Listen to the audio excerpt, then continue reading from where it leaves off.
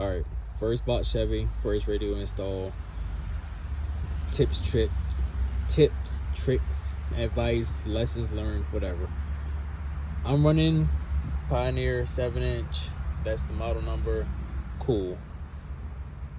So trying to remember everything here. One of the lessons learned, I have the original trim piece here, but what you notice is single din. I was on Amazon, I was able to find the double din. So if you don't want to cut your original trim piece, boom, get you the Amazon version. Piece of advice, note this. Mine may not be like everybody else's. Let me try to flip this thing. Cool. So what I had to do, this trim piece will fit. It's hard to do with one hand, but we're gonna make it work. Maybe. This will fit over this outer edge here, but it will not fit around the whole CD player. So why am I telling you this? If you have a tilt screen one, 7-inch, whatever, that flips down, if it oscillates, you will need that clearance. I'm gonna take my Dremel tool to trim around the bezel here on the backside interior. I might need like 1/8 of an inch, so I'm gonna sand it down, probably repaint it. It comes unpainted anyway, so I'm gonna sand it down for clearance. So if you spend $60 to get the double din trim piece for your dash, instead of cutting the original piece, note that it might not be perfect clearance for your double din radio. Second thing, I guess for these late 70s, maybe early 80s models, your wires are not the traditional updated red, yellow, blacks. In case you're wondering what the red, yellow, blacks are, boom. Yellow is your memory wire. When you go into your double din, your radio, whatever, your settings are saved whenever you cut the car off. You don't have to go in and reprogram it every time.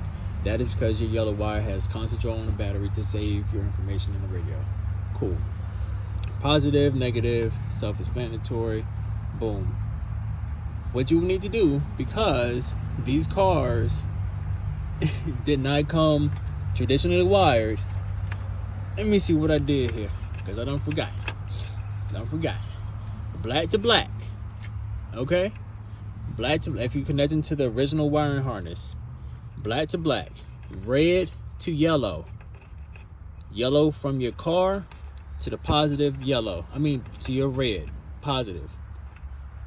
I don't care what color it is, but your wiring harness yellow from the Pioneer. I just went back with yellow. This is your constant. Run that to your fuse box. So black to black, red or whatever color ground, positive to yellow on the car, and whatever color, as long as it's your yellow here on the harness, run you a wire to a constant on your fuse box. This is where mine is.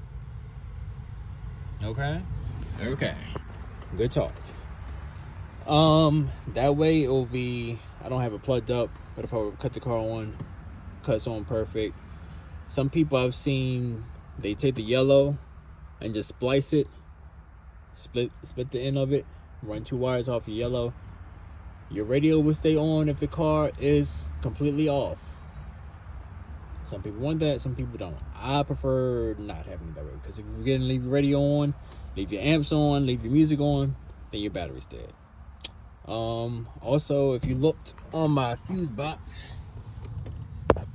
I have that red there, which I'm running to my gauges. I might do another video on how to connect gauges, but the gauges have lights, backlights, and you also have your voltage meter. If you run into your fuse box, when you cut your car on, you will show just like a updated car. You don't want your voltage showing when your car is not off. So when you cut the car on, it'll show your voltage. Boom, cool. If you had the opportunity like I did, I redid my whole, and I'm basically redoing my whole interior. New carpet, seats are not new, but in the back window, I don't know if you can see, but So I did 4 6x9s, cut a Chevy logo in the middle of that. Cool. When I had the carpet out, I took the chance to run my jacks. Run your RCA cables, run your grounds, run your power wires, run whatever while you have your interior out. So I ran my 4-channel jacks, I ran my sub jacks, ground wire, boom. Ran my speaker wire because I know I was going to have aftermarket speakers in here. If you're taking your dash out, I'm trying to do one video that covers everything. Taking your dash out, boom, screw on either end. You have screws here, top here, all the way across. Might be like 8 screws, they might not all be in there, but if you take all the screws out, this whole green piece up here will pop out. Cool. What next? Your speakers are 4x6s up here. You probably look good, like you can see that. A lot of people have this cracked, whatever. They rewrap it, they reupholster it, do whatever you want. I think I already stated that you have to cut that. Either cut your original one or sand down the aftermarket one. And yeah, just remember when you're hooking it up, Pioneer sends this piece right here. Cool. So I'm the type, I want extra wire. I don't want to be crammed up, have 2 inches to work with when it's up here. That's not how I do my stuff. So ran some extra wire. So one goes to your fuse box, constant to your fuse box. Red wire positive to yellow from your car, black to black, and you should be good. I think that's everything. As I learn, as I mess up, I'll teach y'all. I'll post a video. Hope this helps.